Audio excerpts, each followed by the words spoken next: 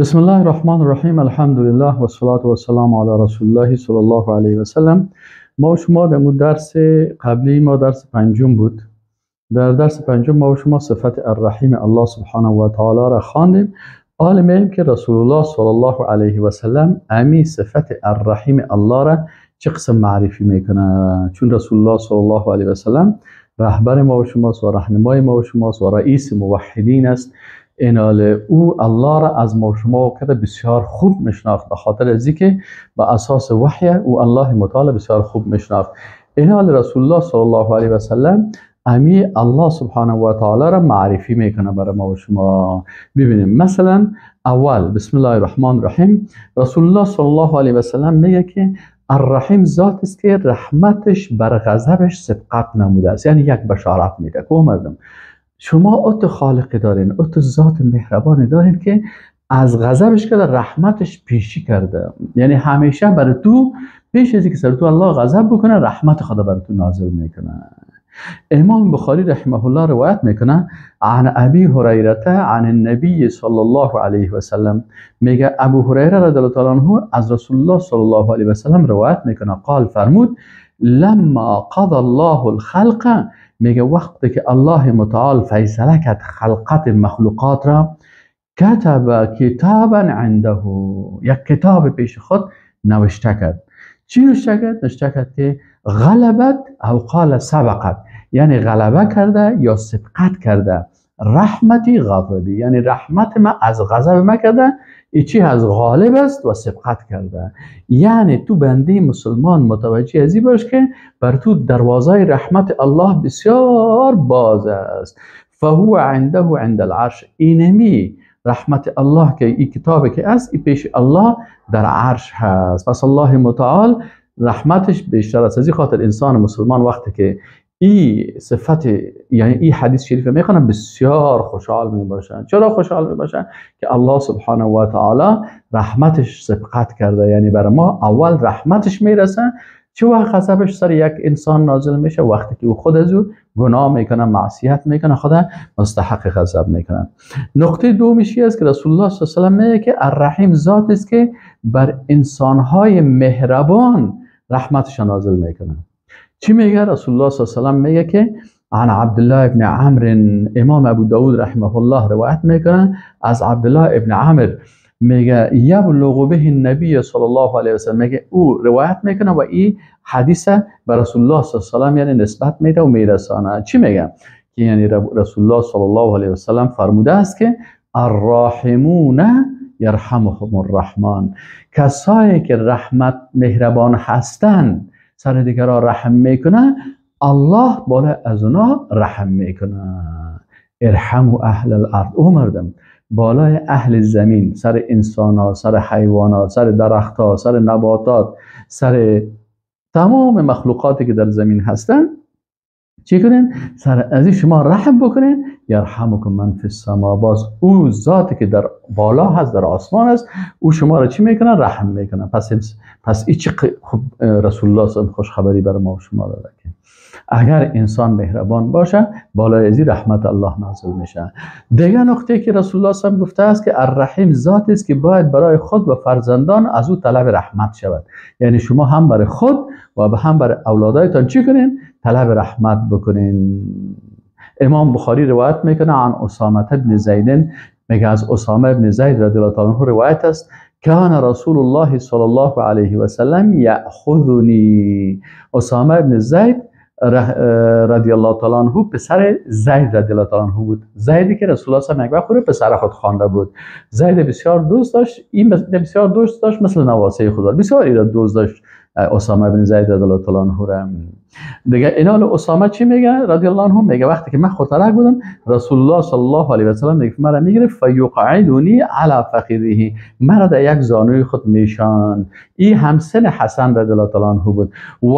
و یقعد الحسن علی فخذه الاخرى، حسن رضی الله تعالی عنه را در زانوی دیگه خود میشان. یعنی او وقت شاید حسین رضی الله تعالی عنه تولد نشده بود. باز حدیث که میگه رسول الله حسین رضی الله تعالی عنه میگیره. دیگه این اسامه بن زید رضی الله عنه میگه که من وقتی که خودترک بودم و حسن رضی الله تعالی عنه هم خودترک بود، میگه ما رسول الله صلی الله علیه و یکی ما رو در یک زانوی خود میشان، دیگه ما را و یقید الحسن علی فخذ الاخرى، حسن رضی الله تعالی عنه در زانوی دیگه خود میشان، ثم یضمهما، اردوشان باز قسمی یک جای میکرد در بغل خود میگرفت، ثم یقول باز میگفت اللهم ارحمهما، یا الله سر اردوی از اینا رحمت نازل کو، فانی ارحمهما، من این اردوی از اینا بسیار باید چی میکنم؟ مهربانی میکنم. یعنی رسول الله صلی الله علیه و خودش هم مهربان بود و رحمت بر از اینا از کی میخواست؟ از الله میخواست. پس انسان باید بر اولادای خود، بر نواسای خود، بر از کلشان چی کنه؟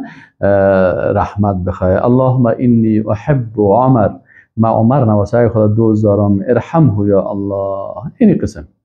الرحیم ذات است که نسبت به مادران و بندگانش مهربان است. سبحان الله.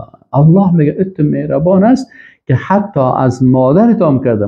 چقدر مادر مهربان میباشن. میگه از مادرها کرده هم الله متعال مهربان هست. امام بخاری رحمه الله روایت میکنه، میگه عن عمر بن الخطاب رضی الله عنه، از عمر بن الخطاب رضی الله عنه روایت است، میگه قدم علی النبی صلی الله علیه و سلم سبیون، میگه یک تعداد کسایی که در یک معرکه، در یک غزوه، در جهاد گرفتار شده بودن از بین کافرها، مثلا یک زن هم بود، فاذا امرأة من السبی، یک خانم در جمله اونمو اسیرها بود، قد تحلب ثدیها تسقی اذا وجدت صبیا فی السبی، میگه یک خانم بود در بین امی اسیرها.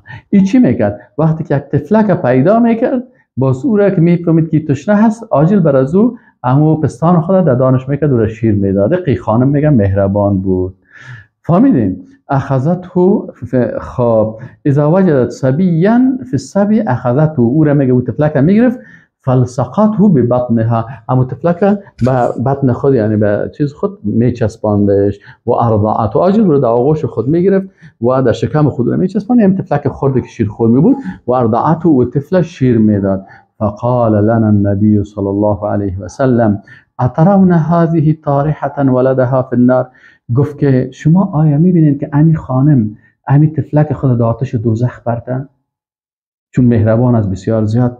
قلنا لا، میگه ما گفتیم نه رسول الله صلی الله علیه و سلم، قدر که مهربان است که طفلای تا مردم وقتی که میبینه او رو در متوجه هستین، وقتی یک طفل دیگر در آغوش خود میگیره، طفل خود دیگه چطور در آتش میپرتن، و هی تقدر و علا تطرحه، دیگه در حالی که قدرت هم داره که در آتش رو نپرتن. یعنی رسول الله صلی الله علیه و سلم میخواد از اینا رحمت الله را بفهمانه. میگه اینمی خانم که همه قدر مهربانی داره، آیا طفل خود در آتش دوزخ میپرته در حالی که میتونه کور در آتش نپرته؟ کلی گفتن نه، این کار نمیکنه، چقدر خانم مهربان است. فقال الله ارحم بعباده من هذه بولدها، گفت که این الله سبحانه و تعالی بسیار مهربانتر از بالای بنده های خود از اینمی خانم کرده که به طفل خود مهربان است. یعنی سبحان الله، یعنی یک مادر، یک خانمی که بسیار مهربان است. خانم ها بسیار مهربان می باشه، خصوصا خانم هایی که طفل دار هستن، اونا بسیار مهربان می باشن. نصف شب 2 بجه شب میخیزه و طفل خود شیر میده، عالی طفل که 2 بجه ماشش میکنه، شیر میده، دوا میده، او رو آتش میپردن. یعنی رسول الله صلی الله علیه و آله که الله سبحانه و تعالی ذات مهربان است که بنده های خود که بنده های واقعیش باشه و اطاعت اوامر از او بکنه، ایمان داشته باشه، هیچ وقت اونا را در آتش دوزخ نمیپرده. سبحان الله، چقدر الله ذات مهربان و رحمان رحیم است. دیگر رسول الله صلی الله علیه و سلم بر ما شما میگه که او مردم، الله جنت خود به اساس رحمت خود خلق کرده. جنت بسیار جای بزرگ و جای نعمت های زیاد و چیزهایی داره که انسان میگه در دلش هم خطور نکرده، به چشم نیده، در گوش هم نشینه. اقا نعمت های زیادی در جنت است. امام بخاری رضی الله عنه میگه که عن ابی هریره رضی الله عنه قال النبی صلی الله علیه و سلم تحاجت الجنه و النار، میگه جنت و دوزخ در بین خود اما تو چی کردن؟ جرا بحث کردن. فقالت النار، میگه آتش و دوزخ گفت که اوثرت بالمتکبرین و المتجبرین، بر من چی داده شده؟ بر من داده شده کی؟ اونمون انسان‌های بسیار متکبر، انسان‌هایی که بسیار سر مردم جبر و ظلم میکنن و قالت الجنه، میگه جنت برای چی گفت مالی لا یدخلنی الا ضعفاء الناس، و من چی شده که به من داخل نمیشه مگر ضعیفترین مردم و سقطهم، او مردمای پیش پا افتادن، مردمایی که بسیار عاجز هستند، دیگه اینا در جنت داخل میشن. قال الله تبارک و تعالی للجنه انت رحمتی، برای جنت میگه الله گفت که تو رحمت من هستی، ارحم بک من اشاء من عبادی، من رحم میکنم با تو، یعنی توسط تو برای هر بنده که خواسته باشم، یعنی تو را او بنده را تو را نصیبش میکنم. و قال للنار، میگه برای دوزخ چی گفت الله متعال انما انت عذابی، تو عذاب ما هستی، اعذب بک من اشاء من عبادی، توسط تو عذاب میکنم او بنده های ما که خواسته باشم. ولکل واحده منهما ملؤها، و برای هر کدام از یا به اندازه پوریشان هست، یعنی او هم پر میشه از مخلوقات، هم پر میشه از مخلوقات. فاما النار فلا تمتلئ، میگه آتش دوزخ کلان است که پر نمیشه حتی یدع رجله، تا ای که الله سبحانه و تعالی امو رجل خدا که ما و شما کیفیتش نمیفهمیم و تشبیه نمیکنیم، لکن امو قسم میگیم که به ذات و جلال عظمت الله سبحانه و تعالی شایسته است. الله سبحانه و تعالی رجل خدا سر چی میمانه؟ سر دوزخ میمانه، یعنی پایی که ما او را با پای مخلوقات تشبیه نمی کنیم و تجسیم نمی کنیم و میگیم که امو قسمی که است با جلال عظمت الله شایسته است، ما کیفیتش نمیفهمیم. وقتی که الله متعال را میمانه، دوزخ باز چی میگه؟ فتقول قط میگه بس دیگه پر شدم کفیدم. فهنالک تمتلئ و یوز و بعضها الی بعض، میگه دوزخ پر میشه و یکی به دیگه شما تو میگه مثل میچسبه و یکی دیگه چیز میشه. ولا یظلم الله عز وجل من خلقه احدا، الله متعال از مخلوقاتش هیچ کسی را ظلم نمیکنه. و اما الجنه، اما جنت کس فان الله ينشئ لها خلقا، الله متعال برای مخلوقات خلق میکنه، یعنی مخلوقات هم تو در جنت آمده میرن و داخل جنت شده میرن. دیگه رسول الله صلی الله علیه و سلم میگه که الرحیم ذات با عظمت است که با رحمتش مردم در جنت داخل میکنه. امام بخاری رحمه الله روایت میکنه عن ابی هریره رضی الله عنه قال قال رسول الله صلی الله علیه و سلم لن ینجی احد منکم عمله، میگه رسول الله صلی الله علیه و سلم گفت که او مردم فکرتان باشه که هیچ کس نجات دادن نمیتونه عملش، یعنی ما و شما با غرور به عمل خود نشویم. این اعمالی که ما و شما میکنیم بسیار کم است، با این اعمال مستحق جنت شدن نمیتونیم، این ما را نجات دادن نمیتونیم. میگه صحابه گفتن ولا انت یا رسول الله، و حتی توی رسول الله صلی الله علیه و سلم قال، میگه رسول الله صلی الله علیه و سلم گفت ولا انا، و حتی مرا اعمال نجات دادن نمیتونه الا ان یتغمدنی الله برحمتی، مگه ای که الله مرا بپوشانه به رحمتش.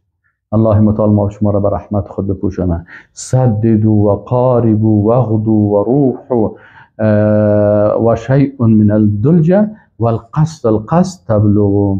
دیگه اینجا رسول الله صلی الله علیه و سلم وقتی به رسول الله گفتن که حتی شما رسول الله هم فرمود بله مرا هم اعمالم نجات نمیدهد مگر اینکه رحمت الله بر من شامل شود.